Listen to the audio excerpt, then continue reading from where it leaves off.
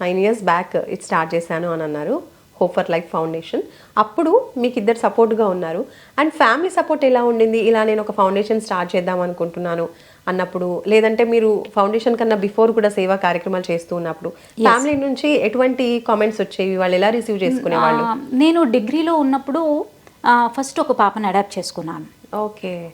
అంటే అప్పటికి నేను చదువుకుంటూ జాబ్ చేస్తున్నాను. నాకంటూ ఫ్యామిలీ సపోర్ట్ ఉంది. నా నీడ్స్ అన్ని నా ఫ్యామిలీ చూస్తుంది.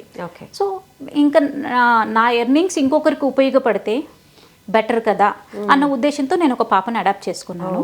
తర్వాత డిగ్రీ ఫైనల్ ఇయర్ వచ్చేసరికి ఒకరి కాస్త ముగ్గురు అయ్యారు. ఓకే. నేను ఎప్పుడైతే జాబ్లో జాయిన్ అయ్యానో నాకు ఒకటే అనిపించింది, ఆర్ఫనేజ్ నుంచి తీసుకున్నారా అడాప్ట్ చేసుకోవడం? నేను ఎక్కడైతే చదివానో అక్కడి నుంచి ఆ ప్లేస్ నుంచి తీసుకున్నాను.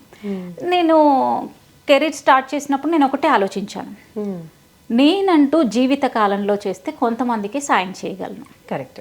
సో నాలాంటి వాళ్ళు 10 మంది కలిస్తే ఒక 100 మందికి సపోర్ట్ చేయగలం.